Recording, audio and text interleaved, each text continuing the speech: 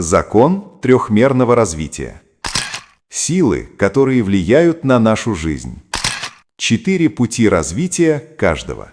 Закон трех Гурджиева или Триамазикамно – это фундаментальный космический закон, утверждающий, что каждое явление, процесс или возникновение в мире, от создания Вселенной до психологии человека, является результатом взаимодействия трех сил – активной, положительной, пассивной, отрицательной и нейтрализующей, уравновешивающей.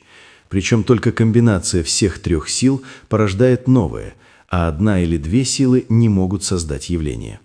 Этот закон применим ко всему, от физических процессов до внутренних сил в человеке, и объясняет, как разные комбинации этих сил определяют исход любого взаимодействия, например, в 4-м пути. Нужно научиться отыскивать проявления этого закона во всем, что мы делаем и что изучаем.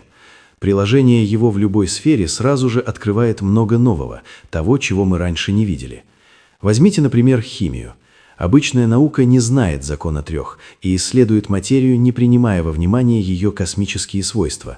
Но кроме обычной химии существует иная, специальная химия, или, если хотите, алхимия, которая изучает материю, принимая в расчет ее космические свойства. Как говорилось раньше, космические свойства каждой субстанции определяются, во-первых, ее местом, во-вторых, силой, которая действует через нее в данный момент. Даже в одном и том же месте природа данной субстанции подвергается значительным изменениям в зависимости от силы, которая через нее проявляется. Каждая субстанция может быть проводником любой из трех сил, и в соответствии с этим активной, пассивной или нейтральной. И она может быть ни первой, ни второй и ни третьей, если через нее в данный момент не проявляется никакая сила или если она взята безотносительно к проявлению сил.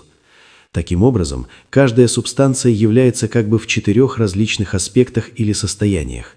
Необходимо в этой связи отметить, что, говоря о материи, мы не говорим о химических элементах.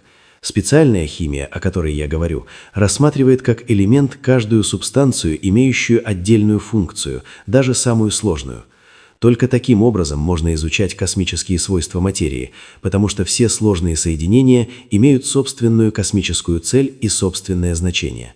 С этой точки зрения атом данной субстанции есть мельчайшее ее количество, которое сохраняет все его химические, физические и космические свойства. Поэтому размеры атомов различных субстанций не одинаковы. В отдельных случаях такой атом может быть частицей, видимой даже невооруженным глазом. 4 аспекта или состояния каждой субстанции имеют определенные названия. Когда субстанция является проводником первой активной силы, она называется углеродом и, подобно углероду в химии, обозначается буквой «С». Когда субстанция является проводником второй, пассивной силы, она называется кислородом и, подобно кислороду в химии, обозначается буквой «О». Когда субстанция является проводником третьей, нейтрализующей силы, она называется азотом и, подобно азоту в химии, обозначается буквой «Н». Когда субстанция берется безотносительно к проявляющейся через нее силе, она называется водородом и, подобно водороду в химии, обозначается буквой «Н». Активная, пассивная и нейтрализующие силы обозначаются цифрами 1, 2 и 3, а субстанции – буквами «С», «О», «Н» и «Н». Необходимо понимать эти обозначения. Соответствуют ли эти 4 элемента 4 элементам алхимии – огню, воде, воздуху и земле? – спросил один из нас.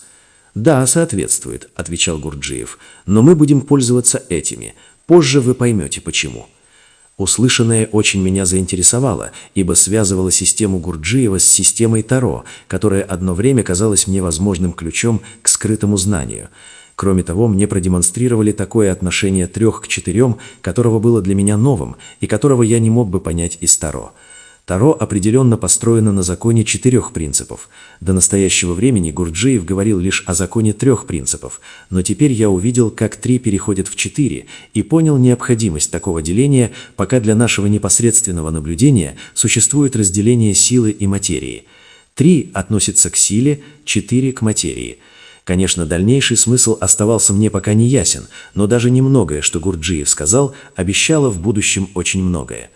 Кроме того, меня очень интересовали названия элементов – углерод, кислород, азот и водород. Должен заметить, что Гурджиев пообещал разъяснить, почему взяты именно эти, а не другие названия, но так этого и не сделал. Позже я вернусь к этим названиям еще раз. Попытки установить происхождение перечисленных терминов объяснили мне очень многое во всей системе Гурджиева и ее истории.